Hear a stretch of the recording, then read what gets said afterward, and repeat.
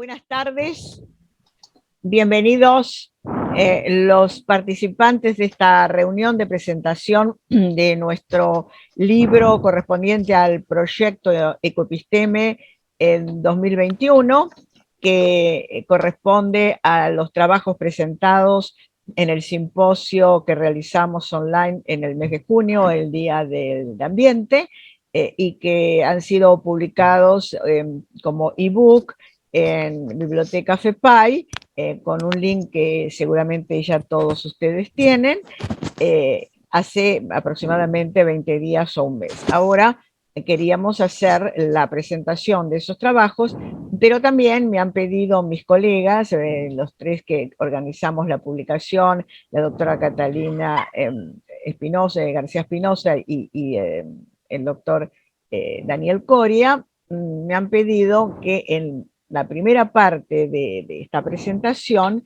me refiera un poco al historial de este proyecto Ecoepisteme. Hay una razón comprensible y es que este año el proyecto cumple 15 años de trabajo ininterrumpido y con esta ocasión yo preparé una especie de reseña que es muy larga, son 7 u 8 páginas, con una mención de todos los trabajos que se han ido presentando, donde puede verse la importancia de este criterio de interdisciplinariedad que tuvimos en su comienzo y la variedad de los temas y también cómo ha ido, digamos, modificándose, desarrollándose el proyecto originario.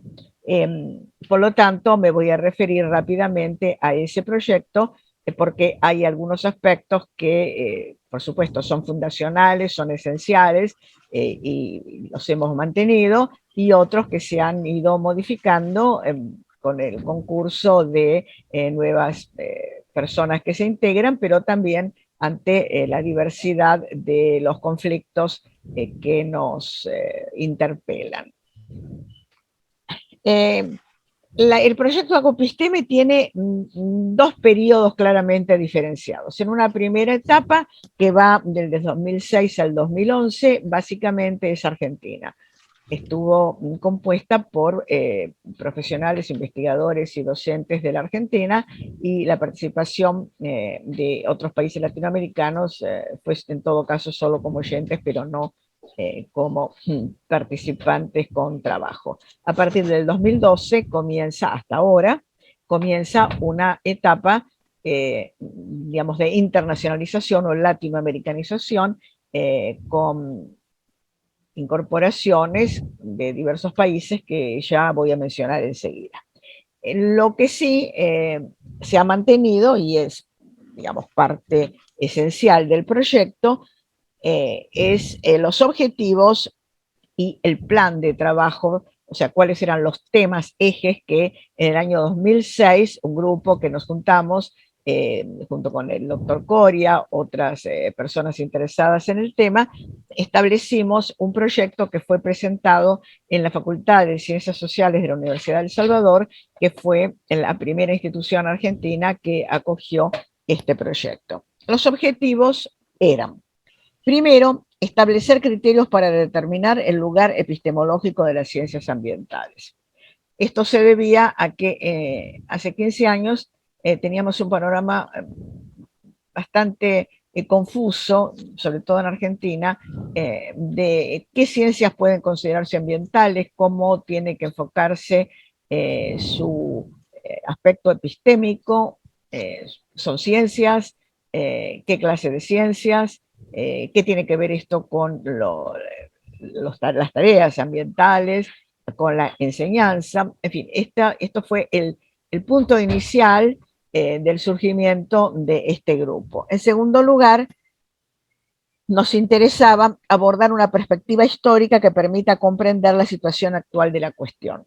Esto también ha sido importante porque una parte, tal vez la mitad o más de las personas que comenzamos este proyecto en el 2006, estábamos interesados y participábamos en otro proyecto que, más histórico, más de tipo histórico, que fue Ecoepisteme, financiado por el Instituto Panamericano de Geografía e Historia, donde trabajábamos con aspectos históricos y geográficos de las ciencias naturales en nuestra región.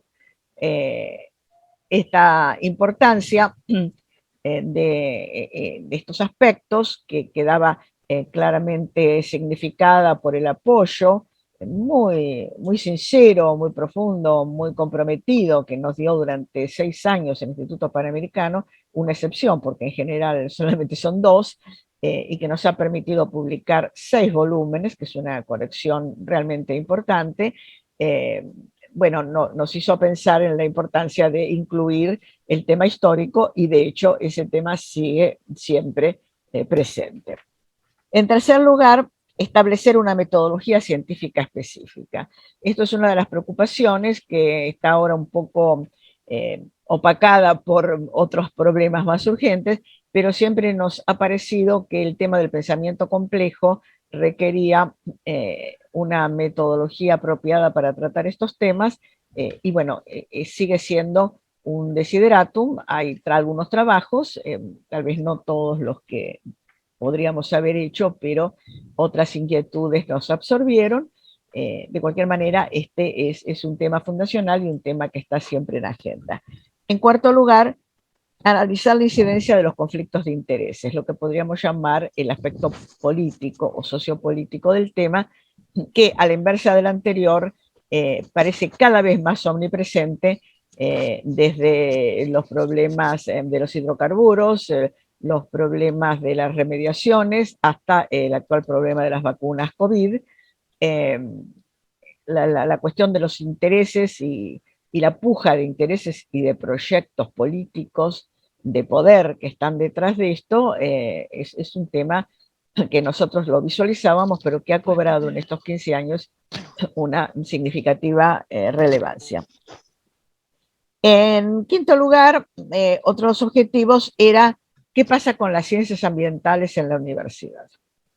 En la Argentina teníamos en ese momento unas 30 y tantas carreras vinculadas a las ciencias ambientales con poca conexión entre ellas, y creo que en el panorama, aunque no hemos hecho un estudio, es algo que nos debemos, en el panorama latinoamericano también sucede algo similar. Lo que sucede también es que hemos sido corridos de este tema universitario por las preocupaciones de la formación ambiental en otros niveles educativos, como niveles terciarios, secundarios y primarios. De modo que diríamos que este eje sigue estando presente, pero más amplio en cuanto a los destinatarios de una educación preocupada por las cuestiones ambientales. En sexto lugar, queríamos explorar los aspectos sociales de las ciencias ambientales. Con esto queríamos decir que cuando nosotros iniciamos este proyecto, estas tareas, una buena parte de las ciencias ambientales eran en realidad ciencias naturales o ciencias duras. Pero casi inmediatamente las ciencias sociales, la sociología, la ciencia política, las relaciones internacionales y el derecho se hicieron cargo de esta problemática. Para poner un ejemplo, hace 15 años había una legislación ambiental importante en casi todos nuestros países, pero no se trataba el tema como muy importante de incorporar cátedras en las facultades de Derecho, de incorporar institutos de Derecho Ambiental y de incorporar o concienciar sobre la necesidad de una formación específica en los abogados, en los fiscales y en los jueces, es decir, en el Ministerio Público. Y en séptimo lugar, necesidad, decíamos nosotros, de una conciencia profunda, es decir, superar el enfoque meramente técnico o tecnológico.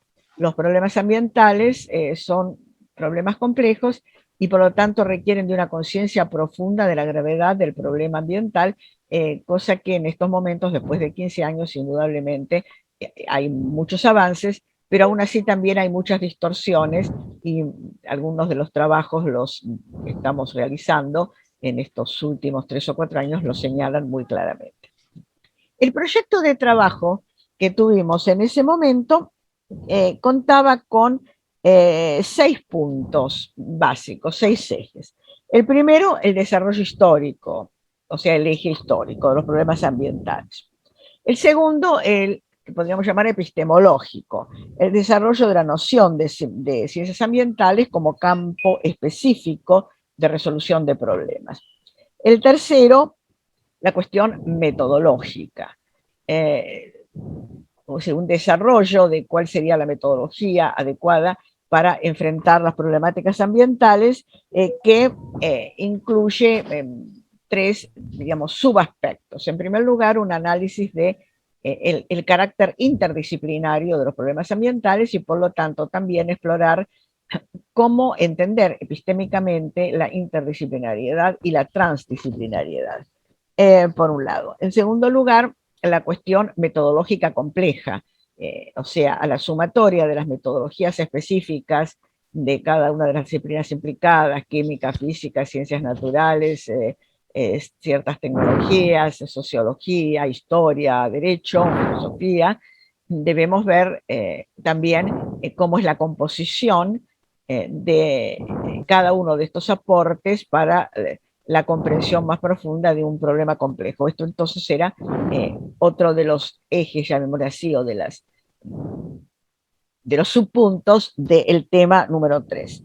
Y en tercer lugar, cómo llevar esto a la universidad. Es decir, esto que puede estarse trabajando en un nivel teórico de especialistas y de investigaciones puntuales, cómo debería ser trabajado a nivel de la cátedra universitaria, no tanto de posgrado, porque de posgrado ya existía, sino fundamentalmente de grado, o sea, cómo comenzar en las carreras que tienen una implicancia en las ciencias ambientales desde los primeros años a trabajar con los alumnos este punto. El cuarto eje o tema era el estudio de la aplicación de los métodos, porque indudablemente tenemos una serie de métodos de todo tipo, desde métodos sociales, ¿no es cierto?, educativos, hasta métodos muy técnicos como la remediación de suelos o de corrientes de agua, o la medición de catástrofes, etcétera. Bueno, ¿cómo hacemos para que esta aplicación crezca, se fortalezca, se difunda y sea también asequible, porque a veces también los problemas económicos resultan un impedimento muy grave a la consolidación de prácticas ambientales positivas y eficaces. En quinto lugar, como correspondiente al objetivo que ya mencioné, una de nuestras tareas era promover el desarrollo académico. No solamente en las cátedras que cada uno de nosotros eventualmente tenga, sino y fundamentalmente con un desarrollo académico específico a través de institutos o proyectos de investigación y proyectos de tarea universitaria y, por supuesto, de posgrados, de seminarios de posgrado, etc. Y el último punto, el desarrollo profesional. Una de las cosas que nos ha parecido, como ya mencioné antes, muy importante, es que en todas las disciplinas se dé posibilidades de un desarrollo profesional especializado en las diversas disciplinas en esta materia ambiental, y nos parece que eso es una parte de las actividades que debemos tener. Bien, a partir del año 2007 comenzamos a desarrollar en Argentina este primer grupo, que estuvo compuesto por unas 6 o 7 personas, básicamente de Buenos Aires y de Santa Fe, eh, y nucleados al comienzo, como dije, en la Facultad de Ciencias Sociales de la Universidad de Salvador de Buenos Aires. Las reuniones se realizaron casi todas en Buenos Aires. El primer simposio lo titulamos Pensar la crisis ambiental, lo realizamos en la Universidad de El Salvador, y hubo en ese momento 6 presentaciones de los 6 miembros que componíamos el grupo y que hablamos desde diversas perspectivas: la química, la física, las ciencias de la comunicación, el derecho, la epistemología. el año 2008 pasamos más concretamente a formar un proyecto dentro del Instituto de Investigaciones en Ciencias Sociales de la Facultad de Ciencias Sociales de la Universidad de El Salvador, y en ese marco iniciamos el estudio de casos específicos. Ese año la reunión tuvo por objeto un estudio específico, amplio, muy complejo, que realizó Daniel Coria sobre la hidrovía del Paraná. Sus problemas, sus impactos ambientales, etc. En el año 2009 nos habíamos vinculado como grupo, ya independientemente de los proyectos que habíamos realizado los 2 años anteriores en la Universidad de El Salvador, con el Instituto Argentino de Certificación y Normalización, IRAM, que es el instituto que en Argentina se encarga de establecer las normas para determinadas tecnologías y actividades, y por supuesto todas las cuestiones ambientales son importantísimas dentro de ese instituto, que dicta esas normas mediante un sistema muy complejo de participación de instituciones y de especialistas. Ese año nosotros presentamos con éxito, porque realmente interesó mucho a las autoridades del IRAM, nuestro proyecto Ecoepisteme.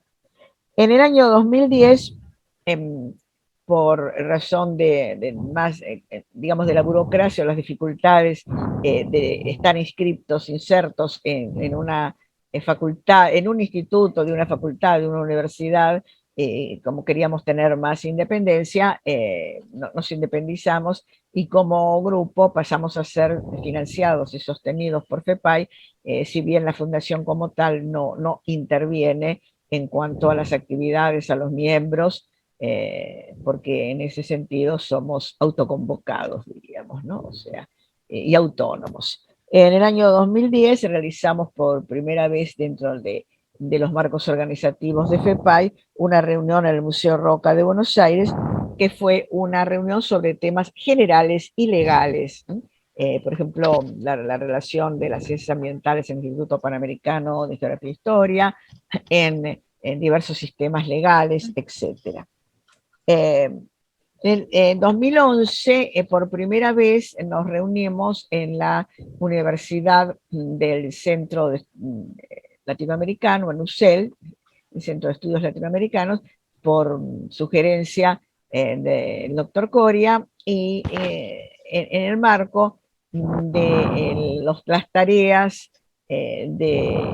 académicas relacionadas con el Día del Ambiente, que es el 5 de junio. Entonces, casi desde entonces hemos tratado en la medida de lo posible de realizar nuestros simposios ese día, también como un aporte académico a las conmemoraciones, celebraciones académicas y públicas, y educativas, políticas, sociales, etcétera, del Día Internacional del Ambiente.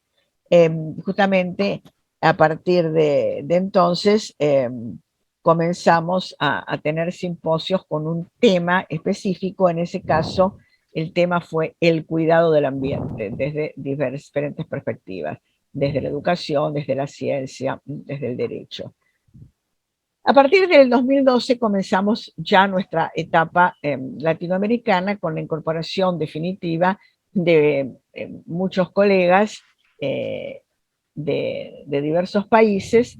En un año o en otro, en sumatoria, hemos tenido y seguimos vinculados, aunque no participan en todos, de diversos países, por lo cual el proyecto Ecopisteme, a partir del 2012 y cada vez más, se ha convertido en una red de especialistas, ¿no?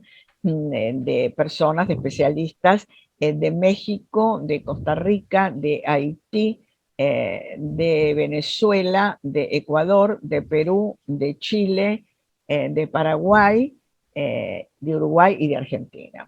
No están representados todos los países de América, lamentablemente, pero no podemos negar que hay una representación importante de países muy diversos, y esperamos tal vez en un futuro inmediato conectar a más especialistas de nuestra región.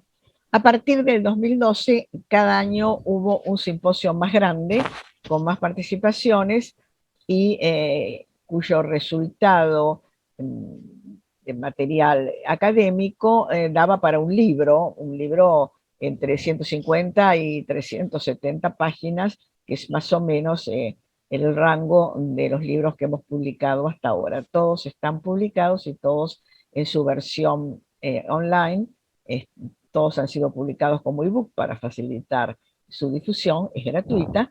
Están subidos a la página de Biblioteca FEPA y naturalmente son perfectamente, hay permisos para difundirlos y para copiarlos, etc.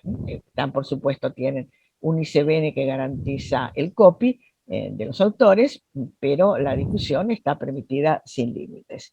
En el año 2012, los temas fueron el tema central, la cuestión ambiental, temas y problemas. En el 2013, temas ambientales en agenda. A partir de este año ya se va a notar que nos inclinamos a ir cada vez tratando los temas que en ese momento comenzaban a tener una importancia puntual, y esto también determinó de alguna manera que fuéramos dejando un poco al margen, aunque siempre hubo, por supuesto, trabajos de tipo más general, pero el área de temas generales, de temas más filosóficos, más epistémicos, quedó más reducida por decisión del grupo, no porque nadie lo propusiera, sencillamente porque la vigencia y la gravedad de los problemas que cada año prácticamente aparecían, un tsunami, las inundaciones, las sequías, una cadena de terremotos, las quemas, las quemazones, la pérdida de biodiversidad y bueno, y últimamente, los 2 últimos años, por supuesto, la pandemia. En el año 2014, el tema fue sustentabilidad y conservación, haciéndonos cargo de la cuestión, ¿no? De la sustentabilidad, que es central, y a partir de entonces prácticamente siempre tenemos 4 o 5 trabajos preocupados por este tema de cómo lograr una sustentabilidad, pero al mismo tiempo cómo poder practicar una política conservacionista que sea compatible con un desarrollo sustentable. En el año 2015 el tema fue la cuestión ambiental ayer y hoy, una búsqueda de documentos para su historia. Hay serie de documentos desde la época de la colonia hasta la actualidad, documentos de todo tipo, pero diríamos algunos científicos, pero fundamentalmente también textos políticos y legales. En el año 2016, el tema fue las disciplinas ambientales frente a los grandes desafíos actuales, como estaba mencionando. Comenzaba una época, también teníamos pandemias en esa época, crisis económica, ¿no? Todavía estaban los coletazos de la gran crisis del 2008, crisis mundial. En el 2017, el tema fue de las disciplinas ambientales y sus problemas, fortalezas y debilidades. O sea, nos propusimos, y una buena cantidad de los trabajos se ocuparon de eso, de señalar en qué anda bien las ciencias ambientales o la preocupación científica por el ambiente, y qué le falta, dónde está débil, dónde está carenciada. En el 2018 quisimos enfocarnos muy particularmente en Latinoamérica y ver cuáles son las tendencias de las ciencias ambientales y incluso también de las políticas ambientales y de las tareas concretas de ambientalismo en nuestros países. Finalmente, bueno, los 2 últimos años, en el año 2019, nos ocupamos de un tema que ya veníamos trabajando, pero parcialmente como tema educativo, como aspecto social, pero en el 2019 lo enfocamos específicamente, la participación ciudadana. Luego de muchos años de haber discutido entre nosotros y de haber visto mucho material, llegamos a la conclusión de la importancia de la participación ciudadana, sobre todo porque a nivel jurídico casi todos nuestros ordenamientos establecen la necesidad de convocar a los ciudadanos cada vez que se va a dictar una norma importante ambiental para escuchar sus opiniones, y también esto nos muestra la necesidad de que la ciudadanía esté consciente y conozca de una manera seria, profunda y no ideologizada y no tendenciosa cuáles son los grandes problemas ambientales sobre los cuales va a tener que opinar, aunque fuera en el marco estrecho de una normativa local. Y por último, en el año 2020, o sea, el año pasado, señalamos, el tema fue los graves problemas ambientales. O sea, hay muchos problemas ambientales, pero visualizamos dos o tres que son verdaderamente graves, ¿no? Entre ellos, básicamente la desertificación y las quemas, la contaminación y el cambio climático. El cambio climático comenzó a ser un eje de preocupación entre todos nosotros desde hace 4 o 5 años, y cada año el tema del cambio climático aumenta en participaciones. En estos últimos años, y sobre todo en el año pasado y en el cambio climático y el problema de la pandemia, que no necesariamente son cosas separadas, porque en definitiva los problemas para la sustentabilidad, para el bienestar de la vida de los ciudadanos en todo el mundo, están ligados a ambos problemas y a la solución satisfactoria de todas las dificultades que ambas cuestiones están produciendo. Bien, la participación en estos últimos años internacional en general ha sido entre 10, 11 y 16 o 17, o sea, estamos más o menos en esa cifra, y de alguna manera es una cantidad razonable, no somos ni demasiado pocos ni demasiado muchos, para trabajar entre nosotros en las reuniones. Si hubiera una participación de pronto mucho mayor, o la necesidad de participar a otras instancias, otros niveles, como los alumnos más globalmente, o las personas de la sociedad civil simplemente, ya tendríamos que establecer algún otro tipo de tareas, cosa que ya se habló el año pasado en la presentación del libro del año pasado, y probablemente se vuelva a plantear en este. También quiero decir que desde hace unos años en los libros incorporamos algún material documental interesante de nivel internacional sobre cuestiones ambientales. Generalmente son textos de tratados, de convenios o de protocolos. A veces son difíciles de encontrar porque uno conoce o tiene acceso a la documentación legal del propio país, pero estos tratados suelen quedar bastante en la penumbra, pero son importantes y están mostrando toda una línea de preocupación a nivel de la dirigencia y del liderazgo internacionales que conviene conocer. Bien, dejo entonces aquí mi presentación, una presentación más amplia, como dije, de todos los aportes, una especie de catálogo general.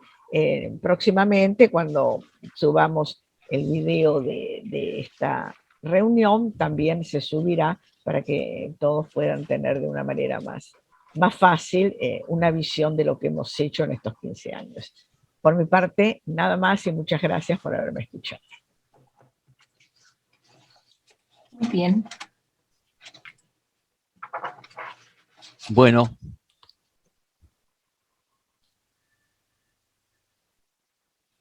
Creo que ahora le corresponde a Catalina la presentación de la primera parte del libro. Sí, bueno, pues buenas tardes a todos. Yo me voy a concretar a destacar algunos elementos teóricos que están presentes en nuestro último trabajo, en este último libro, y que me parecen de suma importancia para que no solo nosotros, sino propongamos la discusión sobre estos temas en los ambientes académicos y sociales en los cuales nos desenvolvamos. Entonces, lo que yo hice fue seleccionar algunos planteamientos teóricos de los colegas en este último libro, que me parece muy importante poner en la mesa como algo que tenemos que seguir desarrollando. Me refiero en primer lugar al trabajo de Alicia Bugallo y me voy a concretar, como decía, los aspectos teóricos que encontré. Me parece que Alicia Bugallo está planteando, cuando hace su disquisición sobre 40 años de filosofía ambiental en la Argentina, dos cuestiones de la mayor importancia. Uno, la incorporación de la necesidad de estudiar lo que se está llamando ahora la ecología profunda. Es decir, ese planteamiento según el cual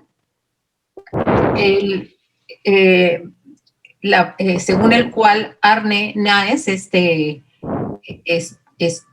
noruego, científico noruego, puso a discusión el concepto con el propósito, decía él, para enriquecer, y en algunos casos también ocurrió que se dividieron los movimientos ambientalistas. ¿Qué es lo que está proponiendo Arne Naes con la idea de ecología profunda?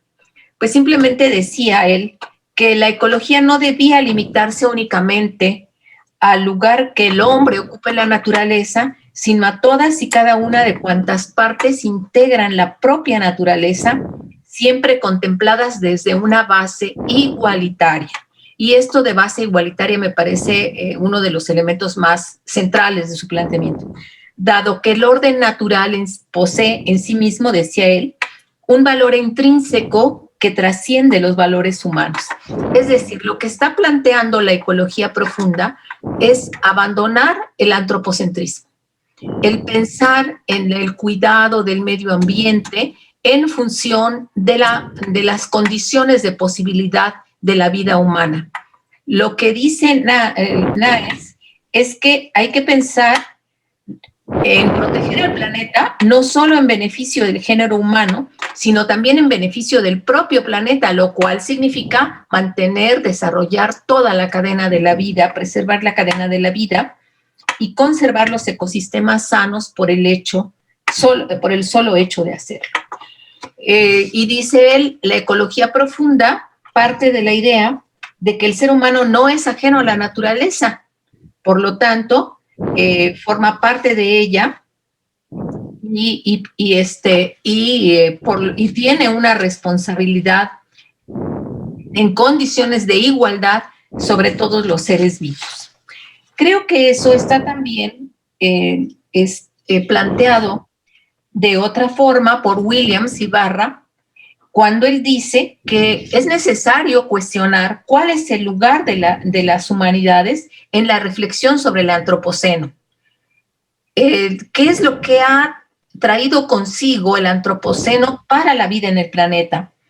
Y dice él, coincidiendo con este enfoque de la filosofía, de la ecofilosofía, que cuando se piense en el problema ambiental hay un principio axial, la responsabilidad.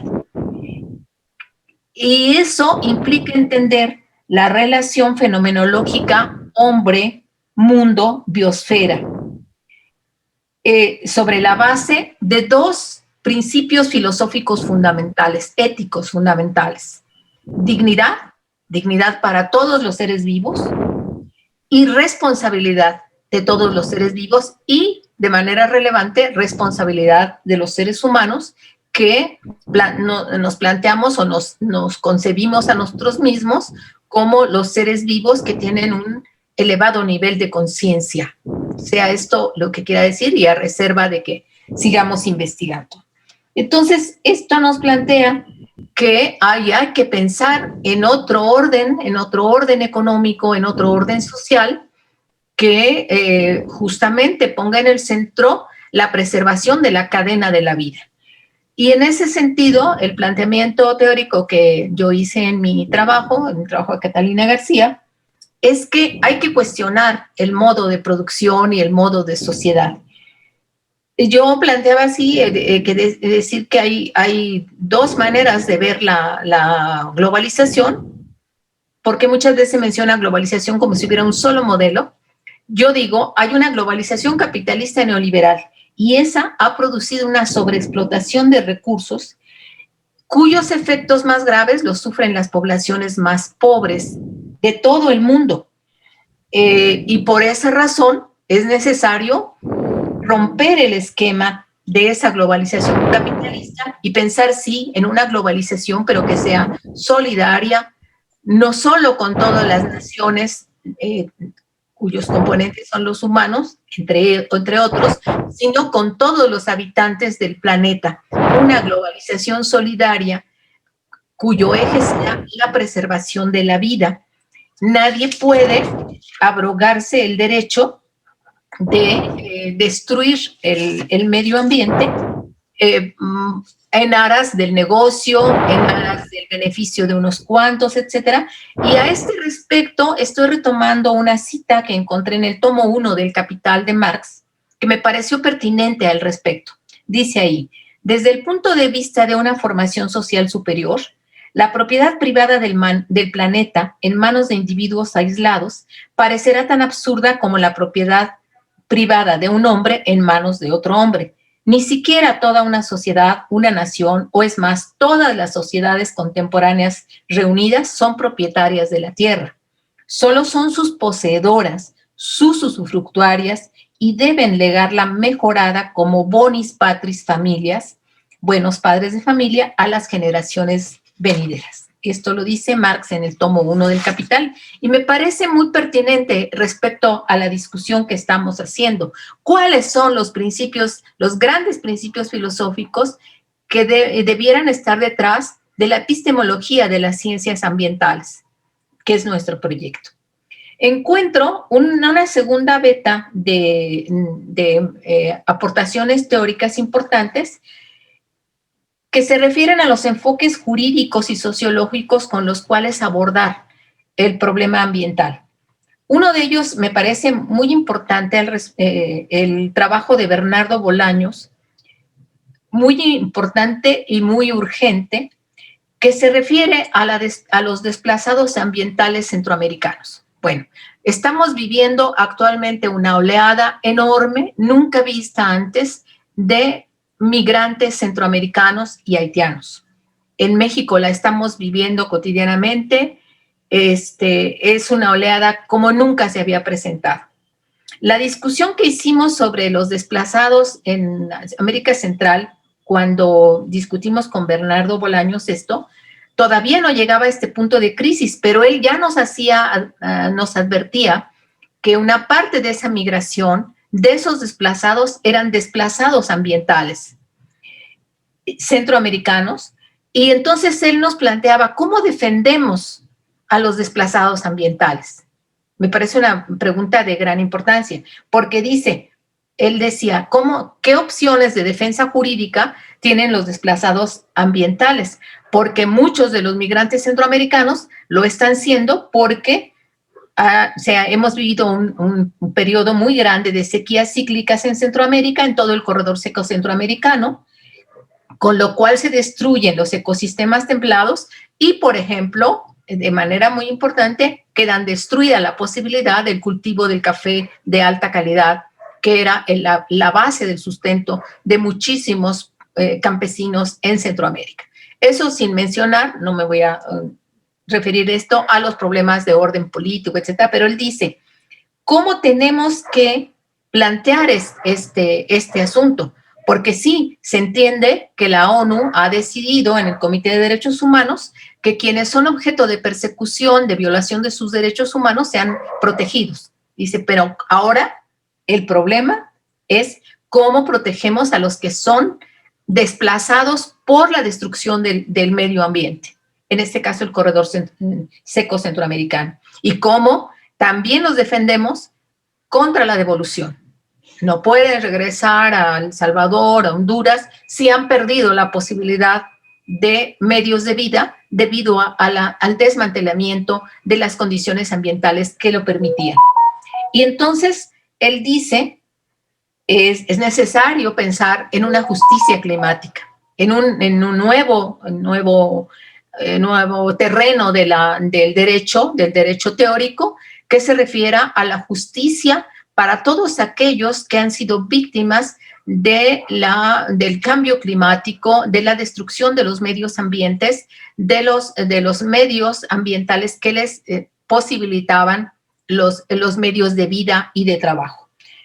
Entonces, creo que estos problemas teóricos que han estado planteados en nuestra reunión, desde luego tenemos que abordarlos en adelante. Es nuestra tarea, la tarea para nuestro proyecto, porque es importante lo que decía Martín Medina, un poco más adelante. Hay que desarrollar estudios ambientales, pero estudios críticos, que pongan en cuestión cómo se deterioran o se mejoran las relaciones sociales en relación a las problemáticas ambientales, y por lo tanto, qué visión antropológica teórica tenemos ante este panorama en el cual estamos viendo una serie de problemas de la preservación de la cadena de la vida que no se limitan solamente a los problemas del hombre, si bien, desde luego, como especie los vemos más cercanos, pero que están dañando a toda la cadena vital de nuestro planeta. Y por lo tanto, dice Walter Mignolo, algo muy importante teóricamente, decía, tal vez tengamos que pensar no solo en los conceptos fundamentales que hoy estamos trabajando, como ya lo planteaba Celina, transdisciplina, interdisciplina, sino en algo que él llama indisciplinariedad, es decir, cómo enfrentamos las lógicas de la universidad corporativa para enfrentar problemas de esa complejidad, que estamos advirtiendo que es nueva, que estamos frente a problemas sociales de gran magnitud provocados por la ruptura de las relaciones ambientales. Y por eso dice él, Walter dice, es importante criticar la ontología dualista que ha considerado al ser humano como un ser desgajado del ambiente y lo ha colocado en un lugar de jerarquía desde el cual presuntamente se ha legitimado la devastación y el saqueo que nos ha conducido a la actual crisis ambiental. Yo me quedaría ahí para darle la palabra al doctor Coria, y bueno, creo que la tarea teórica y ciudadana es ardua y que, bueno, pues por una parte tendremos que discutir más y por otro tendremos que ver las formas de que nuestra elaboración, nuestro trabajo teórico tenga un impacto social más importante. Creo que lo está haciendo, pero un impacto en nuestras universidades, en nuestros centros de estudio y en las comunidades en las cuales vivimos. Bueno, yo me quedaría aquí para darle la palabra al doctor Coria. Gracias, doctor Coria.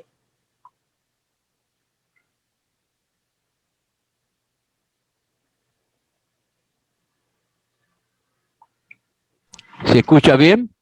Sí, sí se escucha bien. Perfecto, gracias.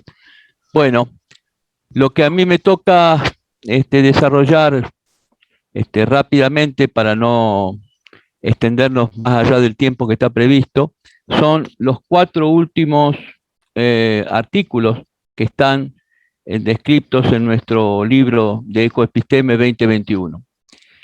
El primero de ellos es las visitas pastorales de Monseñor Bernardo Thiel como fuente de estudio de la meteorología en las regiones fronterizas de Costa Rica, ¿no?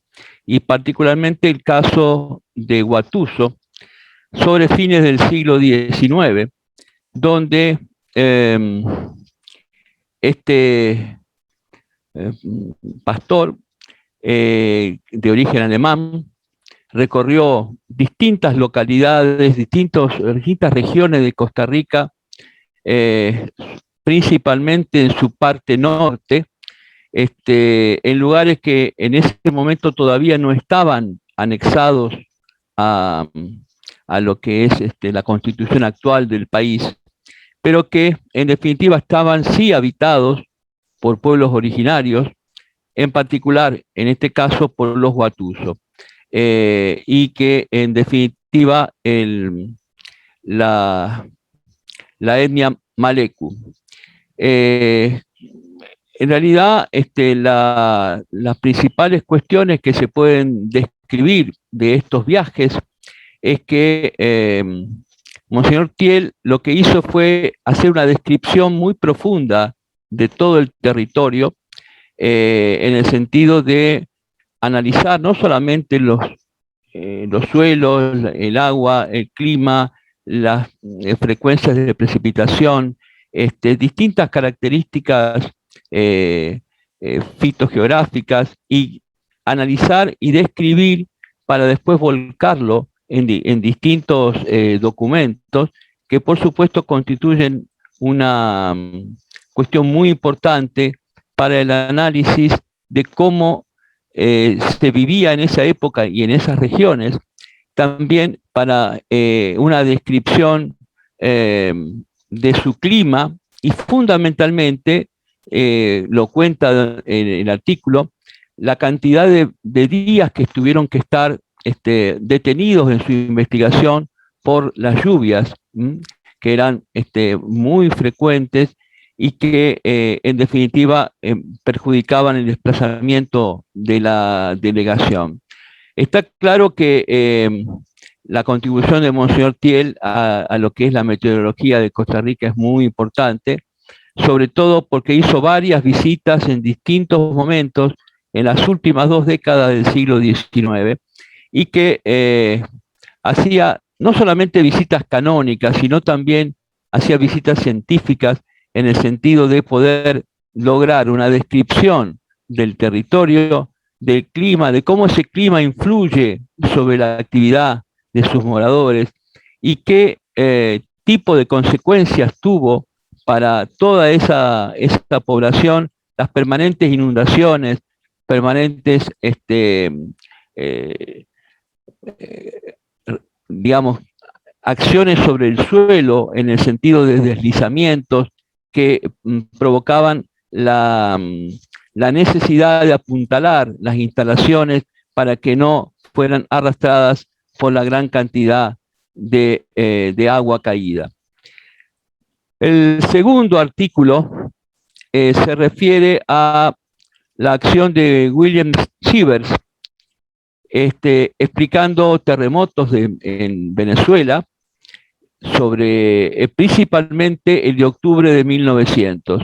Allí hace una profunda descripción de las consecuencias muy fuertes que tuvo sobre Venezuela el terremoto de 29 de octubre de 1900, en particular por los destrozos en las viviendas, destrozos en las instalaciones, problemas sanitarios que trajo aparejado, y permanentemente haciendo alusión a la falta de infraestructura para poder, de alguna manera, contener o mitigar los efectos de este tipo de sismos que, de hecho, no tenían registro previo en Venezuela debido a la falta de equipamiento sismológico. A partir de estas notas y estas informaciones, se procedió a la adquisición de equipos que tengan que ver con mediciones sísmicas para lograr prevenir. Es decir, la cuestión de base que se muestra en estos artículos, este artículo, es que la idea era prevenir cuándo podía ocurrir un fenómeno sismológico para que la población tuviera tiempo, tuviera un espacio definido para poder protegerse de una acción futura. El tema básicamente es que sin equipos de medición, sin poder lograr volcar esto en determinadas gráficos, estructuras sismológicas, se hace muy difícil poder predecir no solamente la fecha, sino la intensidad de esos terremotos y, por supuesto, también cambiar las formas de construcción de las viviendas y de la infraestructura, en este caso venezolana, porque la destrucción que se produce en estos, en definitiva son 3 terremotos, pero hace más referencia al último, en la última década del siglo XIX, genera una ruptura, una destrucción muy grande y lo que ocurre fundamentalmente es que esta destrucción lleva y tiene aparejado una desmejora en las condiciones de vida de la población que se podían haber evitado con construcciones más adecuadas. Por supuesto, a partir de allí en Venezuela se empezó a hacer estudios sismológicos que han registrado una importante cantidad de terremotos posteriores, pero aquí lo que destaco es que en base a estos trabajos se pudo tomar conciencia del problema que generan los terremotos, se tuvo conciencia, digamos, de la necesidad de equipamiento para hacer mediciones que pudieran hacer una prevención y, por supuesto, el comienzo de estudios sistemáticos sobre la cuestión sismológica para tratar de predecir los terremotos a futuro. En el tercer artículo también se habla de la cuestión sismológica, pero desde otra perspectiva. ¿Qué respuestas de tipo religioso se hizo ante los eventos sísmicos, en particular en Venezuela?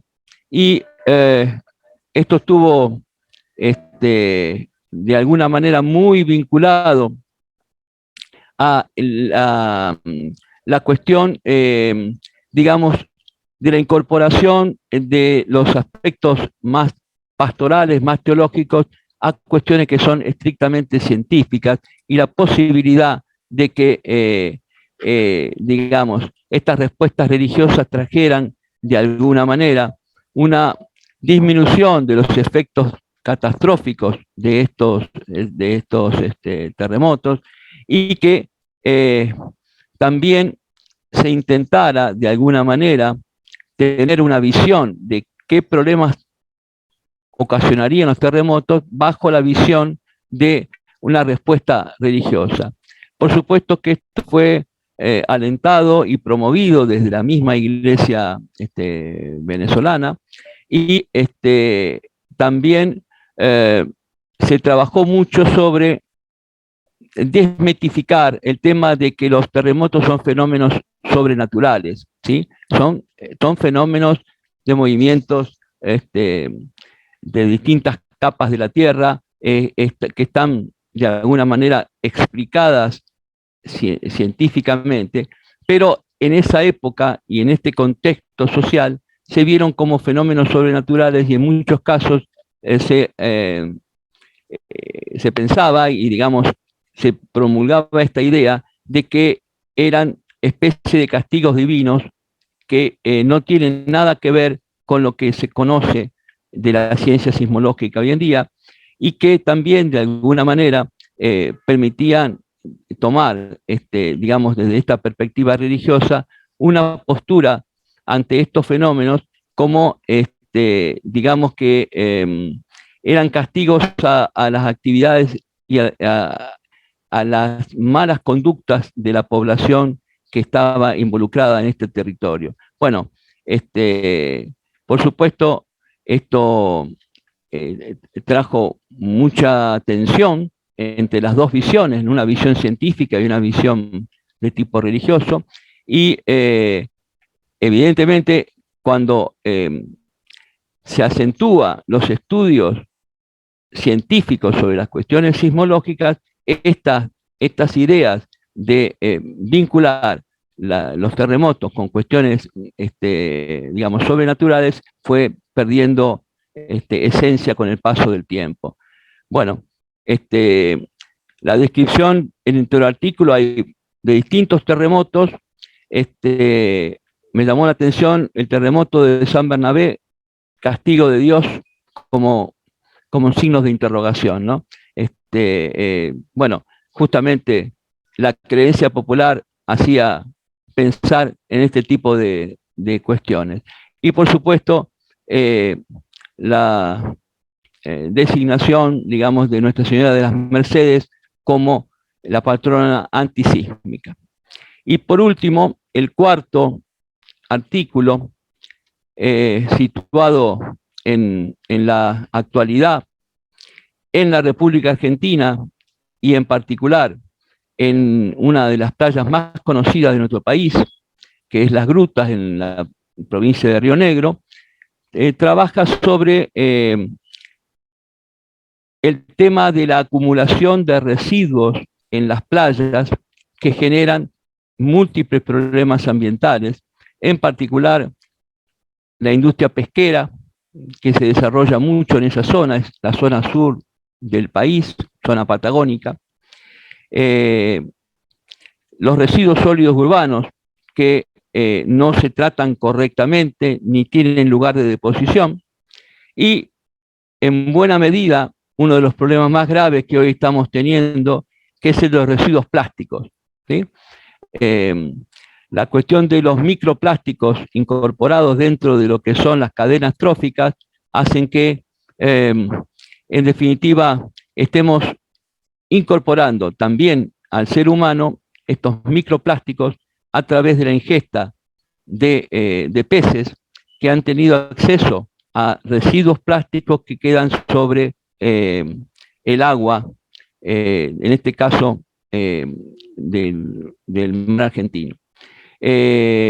Muy interesante el artículo en el sentido de el monitoreo que se hace sobre estos residuos, el trabajo que hacen las investigadoras, qué tipo de residuos son los que digamos, quedan sobre la playa, cuál es el problema en la muerte de la fauna ictícola del lugar, cuál es la situación vinculada con la falta de un lugar donde la población pueda depositar sus residuos sólidos urbanos.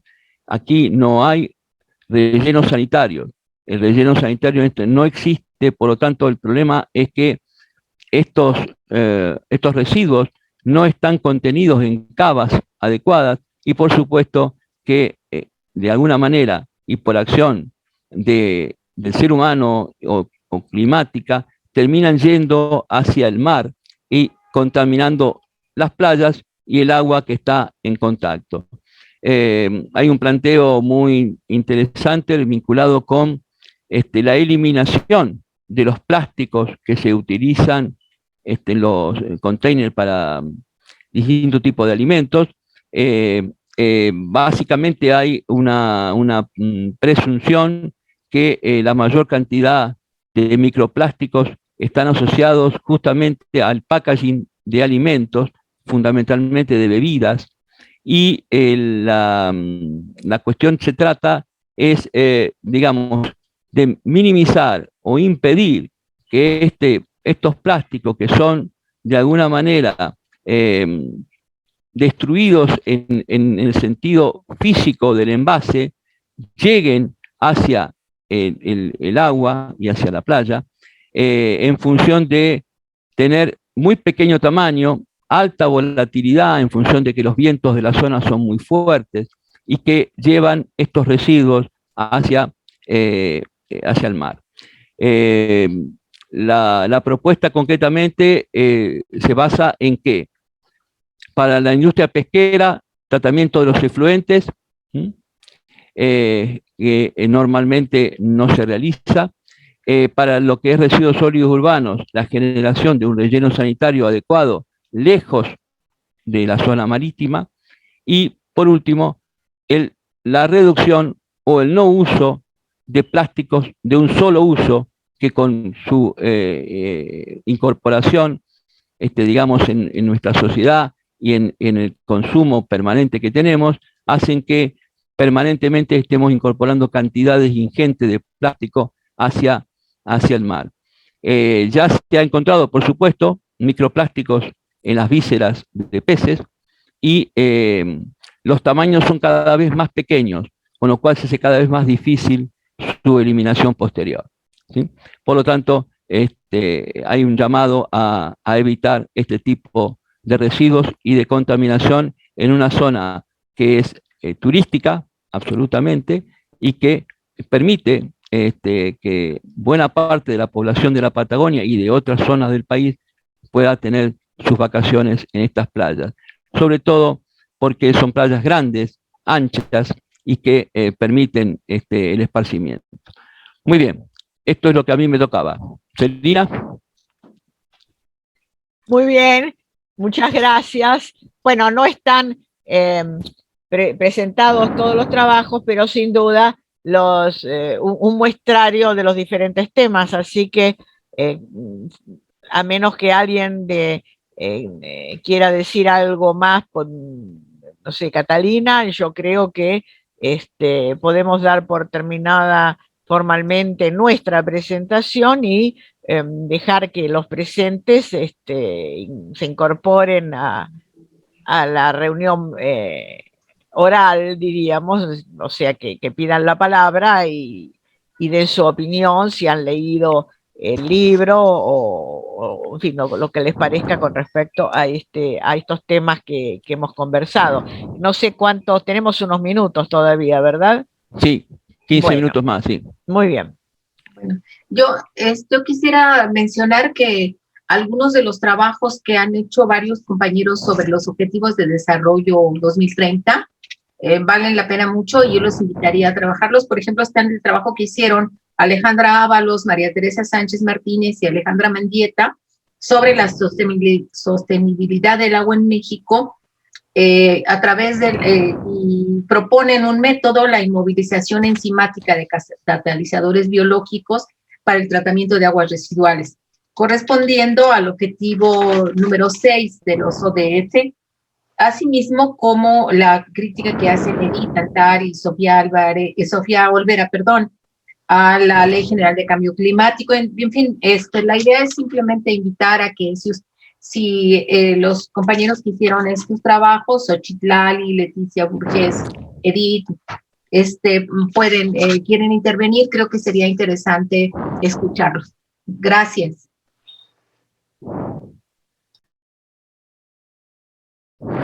No sé si hay algo más.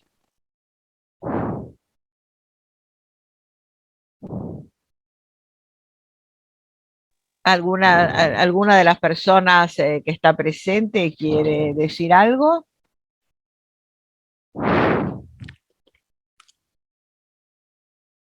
Y Alejandra Ábalos, la maestra María Teresa Sánchez, en fin, o alguno otro de los compañeros que hicieron sus contribuciones sobre los ODS pudieran participar, creo que sería interesante.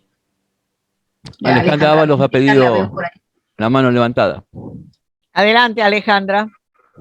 Gracias. Gracias. A mí me parece que efectivamente lo que dice Catalina es importante. Hay que replantear los objetivos del milenio justamente en este momento post-pandemia o en el momento que está la pandemia. Creo que el objetivo del agua, ya lo había dicho ya se había mencionado en otro de los capítulos de este libro, que tiene que ser replanteado, no solamente como para la mejora del líquido, para que pueda ser usada o consumida por el ser humano, sino creo que hay que pensar, también yo creo como la compañera, hay que pensar de otra manera el agua, o sea, hay que pensarla como parte de este gran mundo vivo, y no es solamente para el consumo. Creo que hay que replantear muchos de estos objetivos que son dirigidos, vamos a decir, al hombre, siguen teniendo esta perspectiva antropocentrista y hay que pensarla de otra manera. creo que el ecosistema puede tener o brindar esta contribución al mundo. Gracias, Celina, por permitirnos este diálogo, y al doctor Coria y a la doctora Catalina por esta excelente participación. Gracias. Gracias, gracias. Gracias. ¿Alguna otra idea?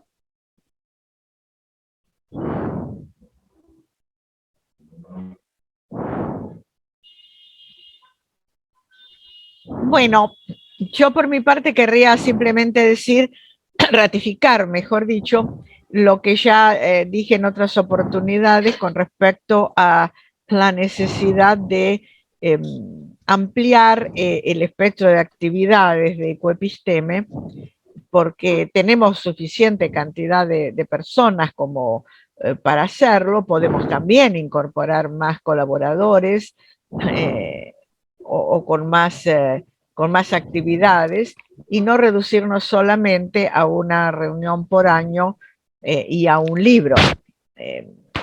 Creo que estamos en condiciones de tener algunas otras actividades.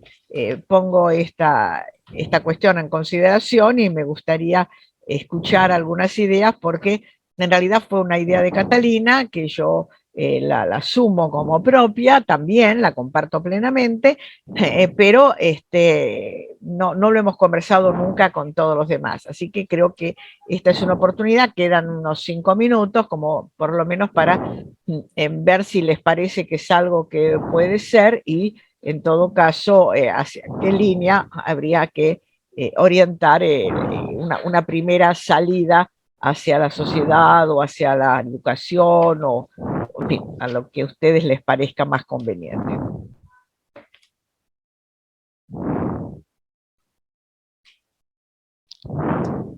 Sí, yo diría que reiterar la invitación a los jóvenes, porque creo que el pensamiento, la mirada fresca de los jóvenes nos ayuda mucho, contribuye mucho, y bueno, simplemente reiterar la invitación a que participen, a que hagan preguntas, a que cuestionen, a que digan que no están de acuerdo o que relaten alguna experiencia. Nada más.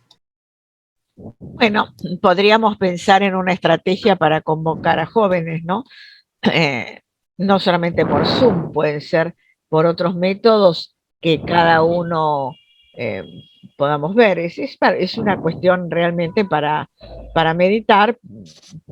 Creo que comenzar por escuchar a cómo ven los jóvenes el problema ambiental y sus perspectivas para el futuro, porque ellos van a vivir situaciones tal vez más dramáticas que las que hemos vivido nosotros. Me parece que sería una oportunidad. Acá dice la doctora Ábalos, una red de jóvenes. Sí, diríamos una convocatoria, de modo que los jóvenes pudieran expresarse y que también tuvieran alguna visibilidad más allá de los partidos políticos o de las asociaciones estudiantiles, que muchas veces también los condicionan demasiado con respecto a algunos temas puntuales como este, ¿no? Y acá también Williams Ibarra está hablando hace una propuesta de hablar del tema de políticas públicas.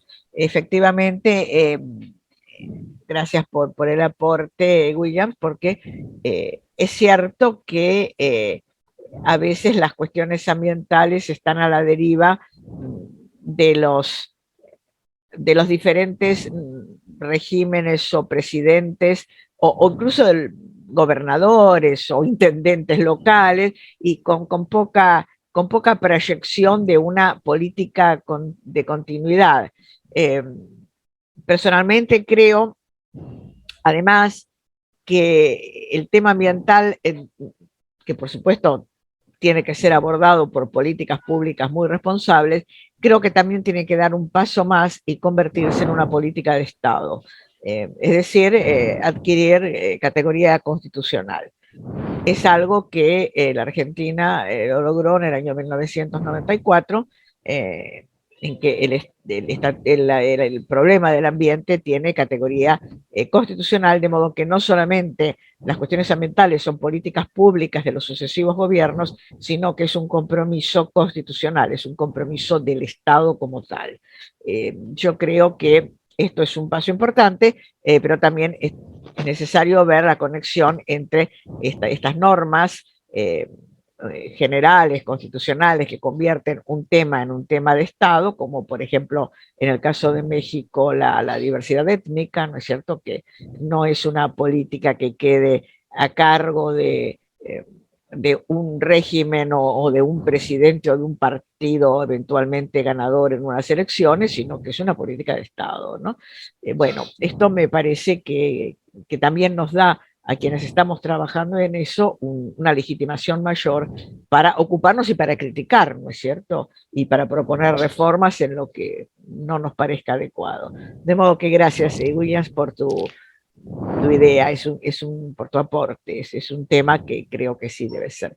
Pero en concreto, con respecto a lo de los jóvenes, creo que lo que podemos decir simplemente es que asumimos el compromiso dentro de un tiempo razonable, digamos de un mes o dos, de tener un proyecto para poner a consideración de los que formamos esta red de investigadores en estos temas, a ver sobre una participación de los jóvenes, a ver qué les parece y si podemos comenzar a implementarla. Tenemos hasta la próxima reunión formal de junio del año que viene un montón de meses que no tienen por qué estar vacíos de actividades. De modo que podemos hacer algo en esta línea de una red de jóvenes o de una participación de jóvenes en estos temas. Así que, bueno, yo creo que esto lo podemos hacer y me parece que podemos asumir el compromiso de pensar alguna estrategia y ponerla a consideración y eventualmente implementarla, porque como todas las cosas, el movimiento se demuestra andando, ¿no? Sí. Es decir, si funciona, magnífico, y si no, bueno, habrá que hacer otra cosa, mejorarla, etcétera. Me parece que podría ser interesante para la red esta que estamos hablando, tomar un tema que sea de interés común para todos nuestros países y analizar por parte de los jóvenes de distintos países justamente cómo ven ellos la perspectiva de ese tema desde su propio país, de su propia región. Hacer un estudio comparado de esto me parece que sería muy interesante, porque seguramente vamos a encontrar grandes diferencias para el mismo problema. Y yo creo que eso sería bueno en la medida en que podamos obtener una conclusión global, pero con aportes regionales, ¿no? Que me parece que sería interesante poder hacerlo y llevarlo a la práctica.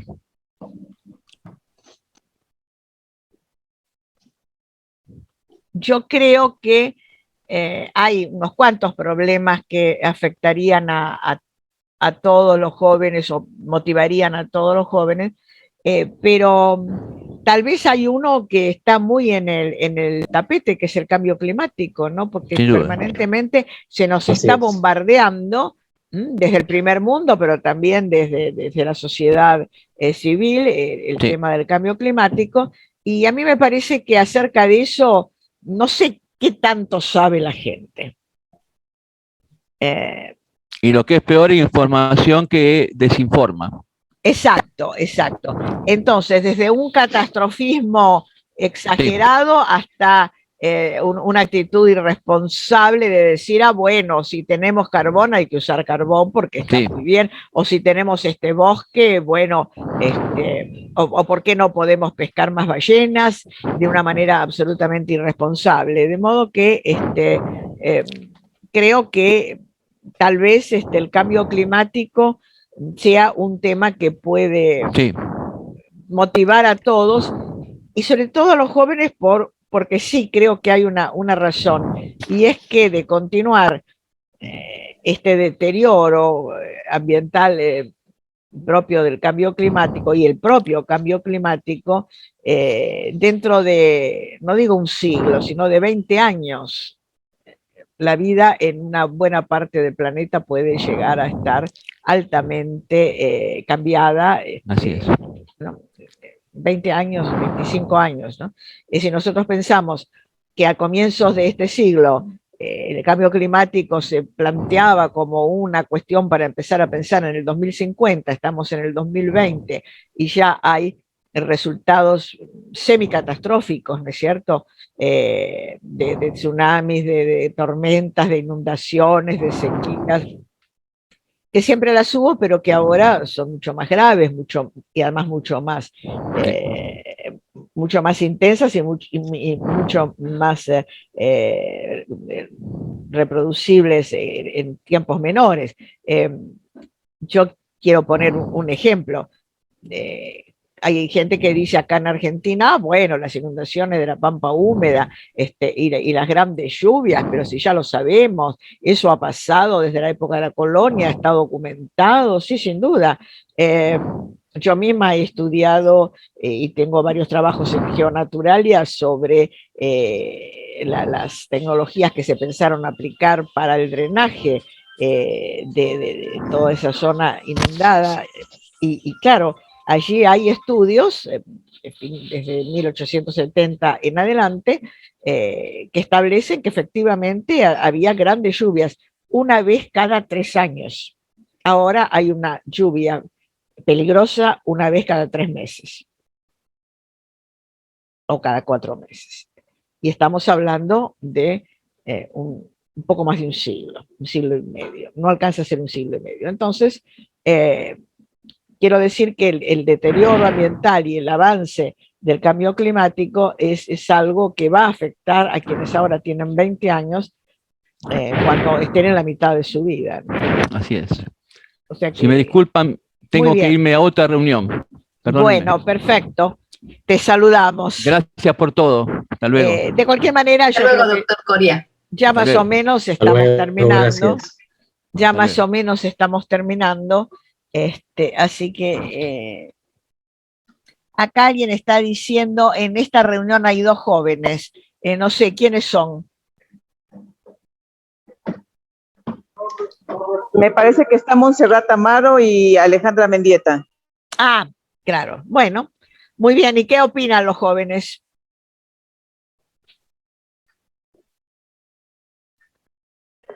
Sí, buenos días. No, buenas tardes a todos. Pienso yo que quizás el tema de cambio climático, bueno, voy a prender mi cámara, disculpen mis fachas. Quizás el tema de cambio climático para mí no sea ya tan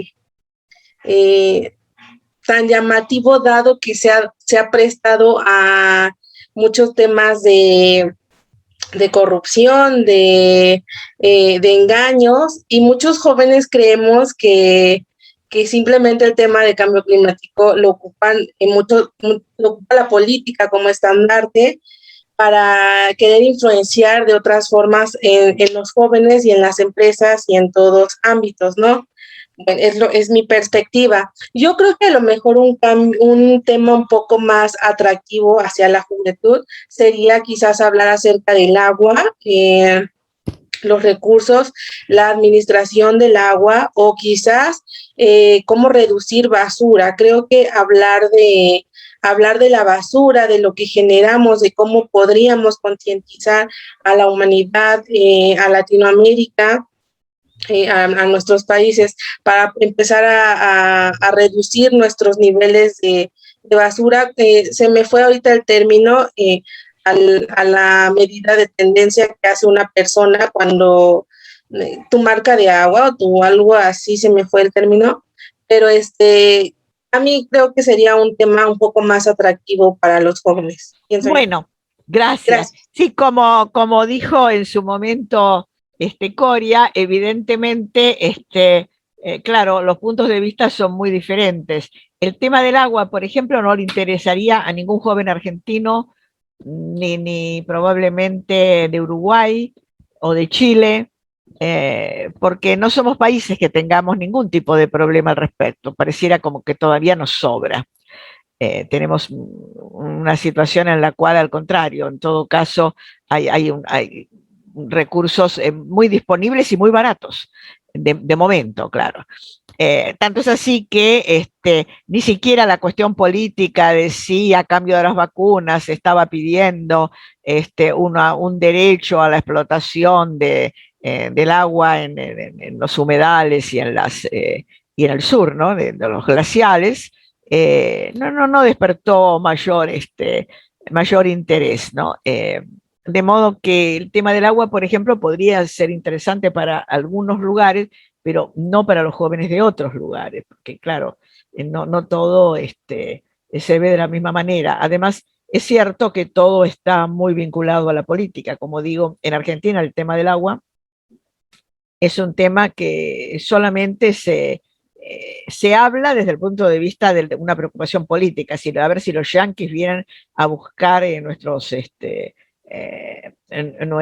hielos, o son los chinos o son los rusos, pero en definitiva es el tema político, no es el tema de, nos falta el agua, ¿no?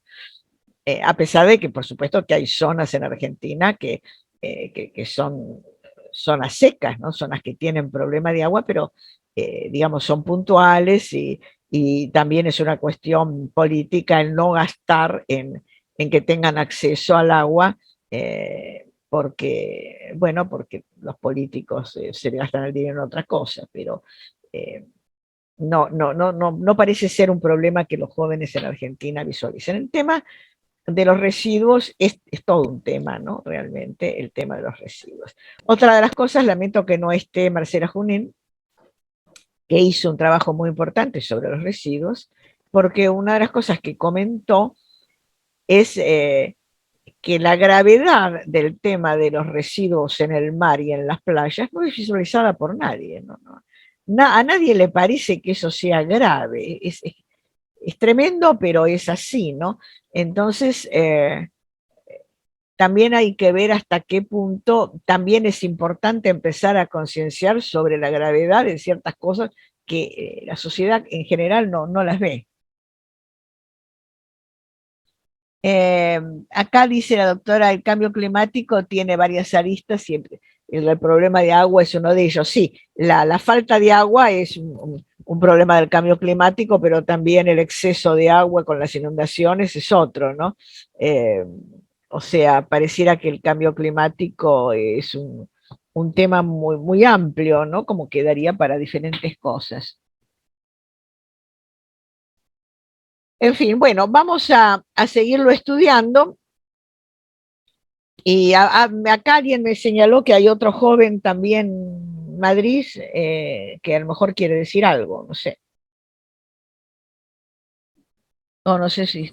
Excelente iniciativa, muchas gracias, Celina, muchas gracias por el espacio, felicidades por el libro y sí, estamos atentos a cualquier convocatoria desde Costa Rica, muchas gracias.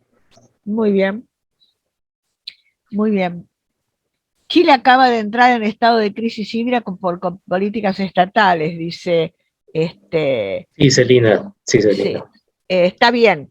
Es un tema justamente de la crisis hídrica que también a veces tenemos acá, es porque las políticas son equivocadas, pero no es un problema ambiental, ¿no? Es decir, no es un problema como el que puede existir en África, por ejemplo, ¿no? O sea, también ese tema es, digamos, el tema de qué es lo que anda mal porque los funcionarios no funcionan y qué es lo que anda mal porque realmente hay un problema básico muy grave ambiental que no es tampoco tan fácil solucionar. Estos son todos temas a considerar. Pero bueno, creo que Catalina y yo nos podemos quedar encargadas de buscar algunas pistas de qué temas interesarían y proponer algo, digamos, dentro de 2 meses, por ejemplo, en noviembre, ¿no? ¿Qué les parece? Yo estoy de acuerdo que nos... Sí, muy bien. Sí, maravilloso, maravilloso. Después, y además recojamos los puntos de vista de los demás para trazar algunos, algunas ejes de trabajo, ¿no?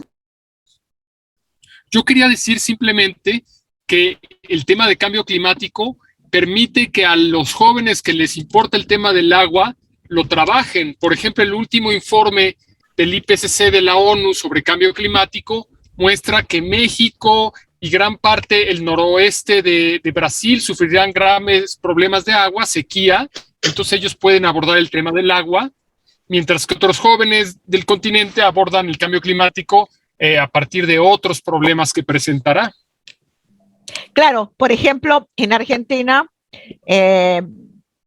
sobre todo en las zonas de glaciares, etcétera, el aumento de temperatura determinaría el derretimiento de casquetes de hielo y por lo tanto inundación de zonas habitadas, ¿no? Esto no es una pavada.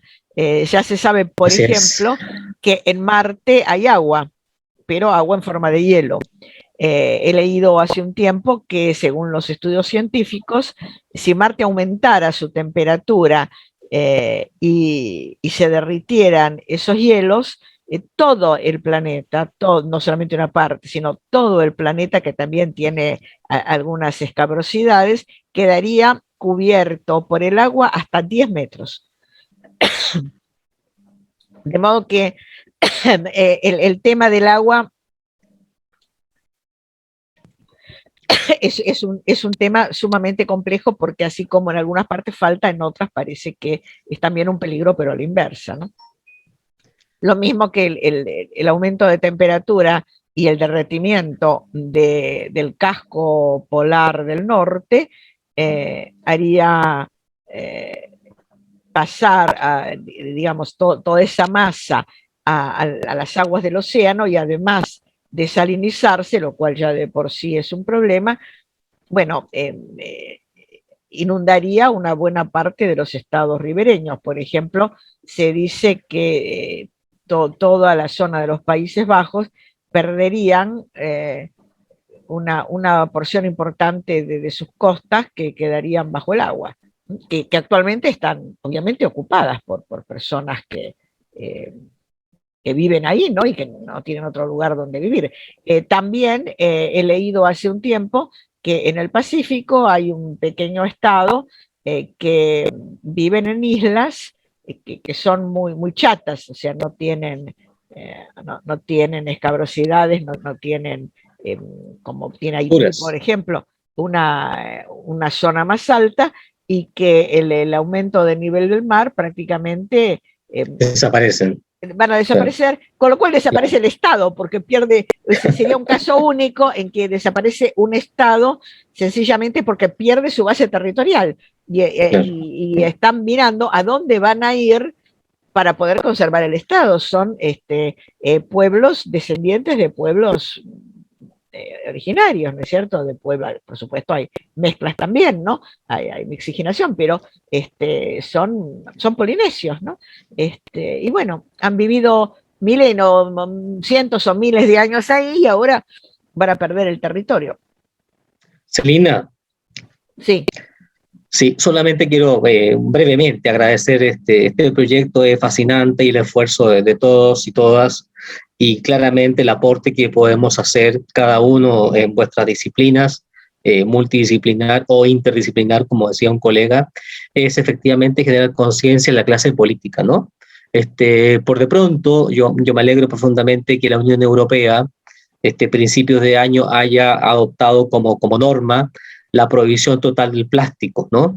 El plástico, que es un tremendo desafío para la ciencia, las tecnologías, etcétera. Y lo que genera, ya había dicho el doctor Coria, el tema del microplástico, etcétera, ¿no?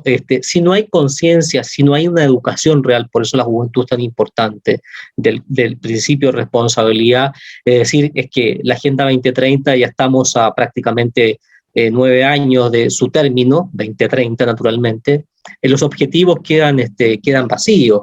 Tenemos 169 metas que están interrelacionadas entre ellas, y si no hay una conciencia ecoética en esto, no tenemos otro planeta, no podemos huir, ¿no es cierto? Es un desafío. Por tanto, el aporte que podamos hacer cada uno de nosotros, vosotros, es crucial, es axial realmente, ¿no?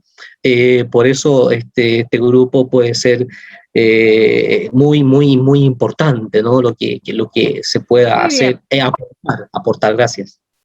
De acuerdo, vamos a analizar con Catalina la posibilidad de un tema que por una parte convoque a los jóvenes y sobre todo a los que ya de alguna manera están estudiados. Bueno, Alejandra Mendieta está pidiendo la palabra y Williams Ibarra Ya estoy. Muy bien.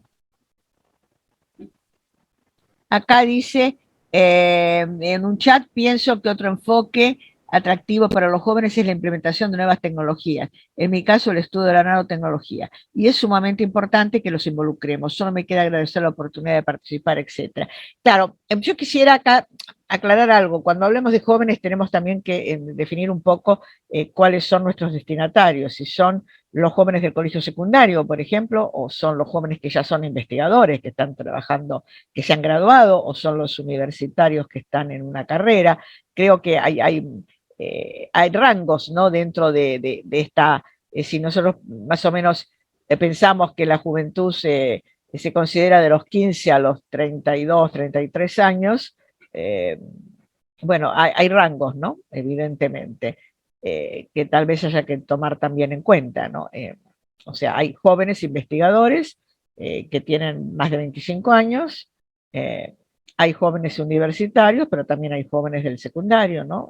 14 a 18, 19 años, y son destinatarios diferentes por el tipo de conocimiento que tengan, por el tipo de vocación en que estén sumidos. Ya un joven que está trabajando como investigador indudablemente tiene una vocación, es una cosa.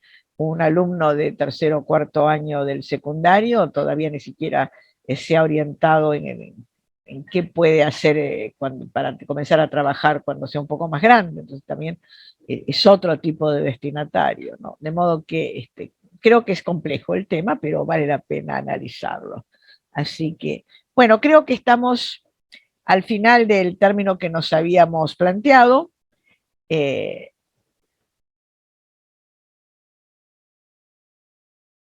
Y quisiera entonces cerrar. No sé, Catalina, ¿quieres decir algo más? No, darle las gracias a todos los autores, a los compañeros estudiantes que nos están acompañando. Los invitamos a aportar sus puntos de vista frescos, nuevos. Y bueno, gracias a Williams, al doctor Cory, a todos. Y creo que nos estaremos viendo. Nosotros nos interesa mucho, desde luego, hacer esta red que propone Alejandra. Creo que puede ser muy interesante para nuestro trabajo. Así que por mi parte sería todo, agradecer y seguiremos trabajando juntos. Muy bien, muchísimas gracias. Y entonces será hasta más o menos dentro de 2 meses que convocaremos a una reunión con algunos resultados sobre esta inquietud. Gracias a todos.